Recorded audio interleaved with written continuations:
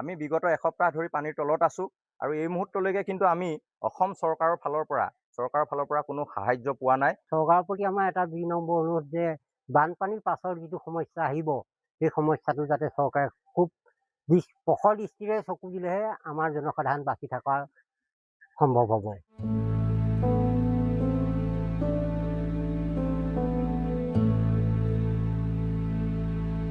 শিৱসাগৰ বিধানসভা সমষ্টিৰ অন্তৰ্গত এতিয়াও কেইবাখন পঞ্চায়তৰ কেইবাখনো গাঁও জনমগ্ন বুলি ক'ব লাগিব। ইতিমধ্যে বানৰ বিভীষিকাময় পৰিস্থিতিয়ে আবদ্ধ কৰি ৰাখিছে বহু ৰাইজক আৰু ইতিমধ্যে বহিৰ্জগতৰ সৈতে কিন্তু তেখেতলোকৰ যি যোগাযোগ ইতিমধ্যে বিচ্ছিন্ন হৈছে বুলি ক'ব লাগিব। মই অসম লাইভ 24 দৰ্শকসকলক কিছু দৃশ্যাংশ দেখাইছোঁ। এয়া হৈছে চাবুকধৰা গাঁও, যি হাতীঘুলি পঞ্চায়তৰ অন্তৰ্গত আৰু এই হাতীঘুলি পঞ্চায়তৰ অন্তৰ্গত ইতিমধ্যে প্ৰায় 10খনৰো অধিক গাঁও ইতিমধ্যে বানৰ কবলত বুলি ক'ব লাগিব। যে আচলতে জাঁজি, দিখৌ আৰু মিটং নদী আচলতে যি বাঢ়নি পানী, এই বাঢ়নি পানীয়ে ইতিমধ্যে এই যি ১ নং কলিয়ৰী, ২ নং কলিয়ৰী, চাবুকধৰাকে আদি কৰি ইয়াৰ সমান্তৰালভাৱে প্ৰায় 10খনো অধিক গাঁও ইতিমধ্যে জনমগ্ন বুলি ক'ব লাগিব।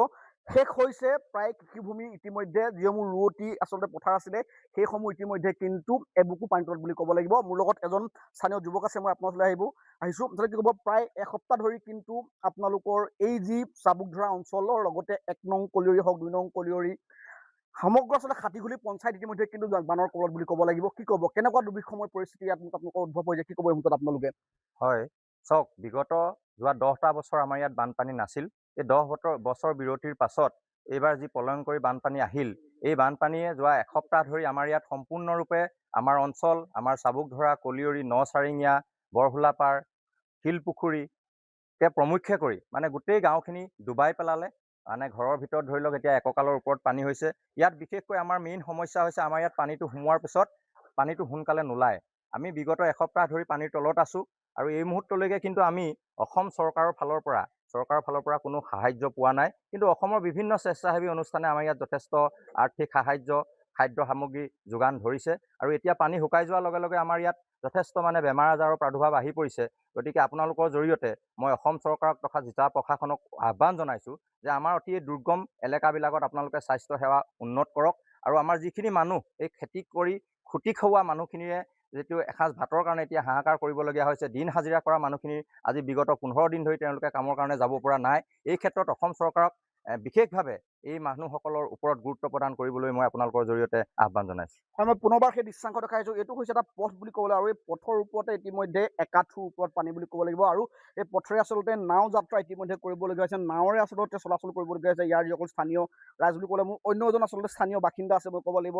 কি ক'ব আচলতে, কিমান দিন ধৰি আপোনালোকে বানৰ কবলত আছে, কি ক'ব এই মুহূৰ্তত? এই মুহূৰ্তত আমি প্ৰায় 5 দিনেই আমি বানৰ কবলত আছোঁ, কিন্তু কোনো আমাৰ ইয়াত কোনো প্ৰশাসনিক কোনো অহা নাই, ওপৰৰ পৰাও কোনো ব্যৱস্থা নাই। কিন্তু কোনো NGO কোনো দাতাই কিবাকিবি বস্তু দি সহায় সাৰথি আগবঢ়াইছে, তাত তেখেতলোকক আমি কৃতাৰ্থ জনাইছোঁ। কিন্তু চৰকাৰৰ প্ৰতি আমাৰ এটা ২ নম্বৰ অনুৰোধ যে বানপানীৰ পাছৰ যিটো সমস্যা আহিব, সেই সমস্যাটো যাতে চৰকাৰে খুব প্ৰখৰ দৃষ্টিৰে চকু দিলেহে আমাৰ জনসাধাৰণ বাচি থকা সম্ভৱ হ'ব। হয়, নিশ্চয়কৈ ক'ব লাগিব। আচলতে ইয়াৰ পৰা আচলতে যথেষ্ট ক'ব লাগিব স্বাস্থ্যৰ কিন্তু অৱনতি ঘটিছে বহু লোকৰ ইয়াত আচলতে ক'ব লাগিব। কিয়নো ৰাষ্ট্ৰীয় ঘাইপথ ৩৭নং ৰাষ্ট্ৰীয় ঘাইপথলৈ ইয়াৰ পৰা আচলতে প্ৰায় 4 পৰা 5 কিলোমিটাৰ দূৰত্ব বুলি ক'ব লাগিব, যিটো কাৰণত আচলতে পানীৰ আচলতে কবলত পৰি থকাৰ কাৰণে এই আচলতে যিবোৰ বাসিন্দা ইয়াৰ পৰা কিন্তু ৩৭নং ৰাষ্ট্ৰীয় ঘাইপথমুখী হ'ব পৰা নাই। আচলতে মূলত এজন ছাৰ আপোনাৰ ওচৰলৈ আহিছে, কি ক'ব আচলতে এটা খুব আচলতে দুখ লগা এটা অৱস্থা বুলি ক'ব লাগিব। আজি এসপ্তাহ ধৰি আপোনালোকে আচলতে বানৰ কবলত আছে, দুৰ্বিষাময় এক পৰিৱেশ বুলি ক'ব লাগিব। কি ক'ব আপুনি এই মুহূৰ্তত? মানে যিটো অৱস্থা হৈছে এই বৃহৎ অঞ্চলটোত, পানী বাৰু প্ৰকৃতিৰ এটা ব্যৱস্থা হ'লেও চৰকাৰীভাৱে এই বান নিয়ন্ত্ৰণৰ ক্ষেত্ৰত আমাৰ এই অঞ্চলটোত বিশেষ ব্যৱস্থা লোৱা নাই। বৰ্তমান সমস্যাতকৈ মই ব্যক্তিগতভাৱে যে 7টা দশক মোৰ জীৱনৰ এই ইয়াতে জন্ম লাভ কৰি অতিক্ৰম কৰিছোঁ। 70 বছৰ বয়সত ভৰি দিয়াৰ পিছতো এই বাৰিষা কালত এই অঞ্চলত আমি বানপানীৰ পৰা হোৱা যিখিনি দুৰ্যোগ, এই দুৰ্যোগৰ পৰা হাত সাৰিবলৈ চৰকাৰে বিশেষ ব্যৱস্থা, ফলপ্ৰসূ ব্যৱস্থা লোৱা নাই।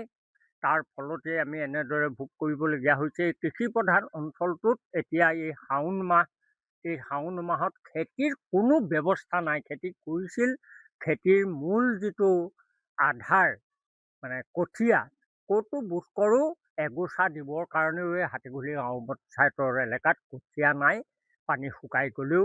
গতিকে এইবাৰ কেনেকুৱা এটা অৱস্থা হ'ব আগন্তুক দিনত এই কথা কল্পনা কৰিবও নোৱাৰা অৱস্থা হৈছে। সেয়েহে এই বানপানী শুকাই যোৱাৰ লগে লগে এই অঞ্চলৰ লোকক চৰকাৰে বিশেষভাৱে সাহাৰ্য প্ৰদান কৰাৰ লগতে আটাইতকৈ প্ৰয়োজনীয় দিশটো হৈছে স্বাস্থ্যসেৱাৰ যিটো চৰকাৰীভাৱে সহায় কৰা।